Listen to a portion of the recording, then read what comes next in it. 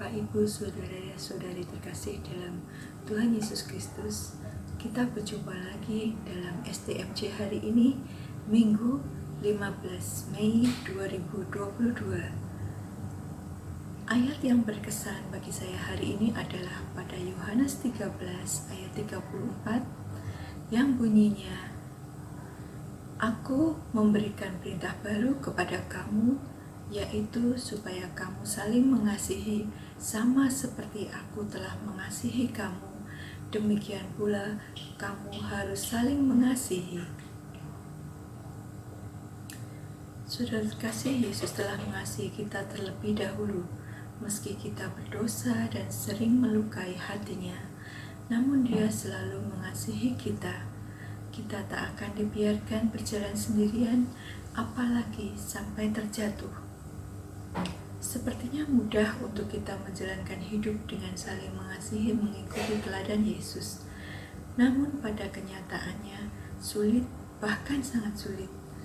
Mudah untuk mengasihi orang yang juga telah mengasihi kita, tetapi untuk mengasihi orang yang sudah menyakiti hati kita atau berbuat salah kepada kita akan sangatlah sulit. Saudara-saudariku terkasih, Bapak Ibu sekalian, saya punya pengalaman bagaimana Yesus selalu menyertai, mengajarkan untuk selalu mengasihi dan tidak pernah meninggalkan kita sendiri dan tidak akan membiarkan kita terjatuh. Beberapa waktu yang lalu, saya pernah disakiti oleh seorang sahabat dekat saya. Rasanya begitu sakit, sehingga kemudian terpikir oleh saya suatu ide untuk membalas perbuatan sahabat saya itu. Semalaman saya tidak bisa tidur, terbayang-bayang betapa sakit hatinya saya, betapa marah dan kecewanya saya pada sahabat saya itu, dan memikirkan cara pembalasan yang akan saya lakukan. Saya akan berbuat sama seperti yang dia lakukan pada saya, supaya dia juga mengerti bagaimana rasanya sakitnya hati jika mendapat perlakuan seperti itu. Rasanya penuh sekali pikiran saya waktu itu. Semalam-malaman saya tidak bisa tidur. Lalu pada pagi harinya, saat saya berdoa pagi, saya ceritakan pada Yesus betapa sakitnya hati saya sampai keluar air mata bersamaan dengan turun hujan di luar waktu itu, dan juga bagaimana pola alur yang akan saya jalankan untuk membalas sahabat saya itu. Saya ceritakan semua pada Yesus. Selesai berdoa, saya buka dan baca renungan pagi hari itu, dan begitu dibuka, saya terkejut sekali. Di situ tertulis judulnya dengan huruf besar-besar, "Jangan membalas kejahatan dengan kejahatan." Kemudian dengan huruf yang lebih kecil, "Lakukan yang baik bagi semua orang." Dari Roma 12 ayat 17. Saya sangat terkejut sekali waktu itu. Wah, kok langsung dijawab begitu?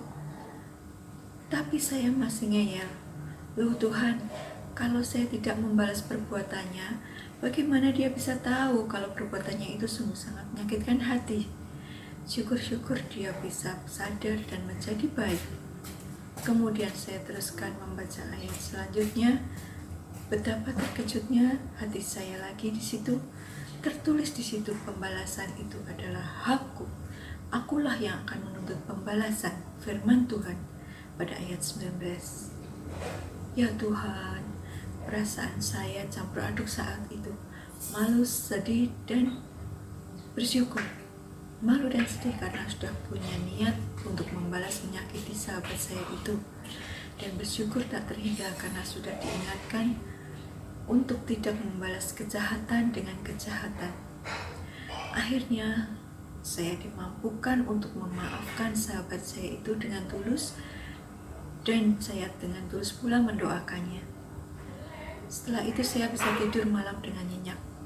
Nah, Bapak Ibu Saudara-saudari kasih, Tuhan Yesus begitu baik, begitu sayangnya pada kita. Begitu banyak cara Tuhan untuk mengingatkan kita supaya kita hidup selalu saling mengasihi. Melalui firman Tuhan hari ini, saya ditegaskan lagi apa yang Tuhan ingin saya lakukan untuk meroleh hidup yang berbahagia. Tuhan yang sudah lebih dahulu mengasihi saya dengan luar biasa, memberikan kasih dan kuasa-Nya sehingga memampukan saya untuk hidup dengan saling mengasihi, memiliki kerendahan hati untuk tidak menendam dan memiliki hati yang mengampuni. Demikianlah sharing saya. Terima kasih. Tuhan Yesus memberkati.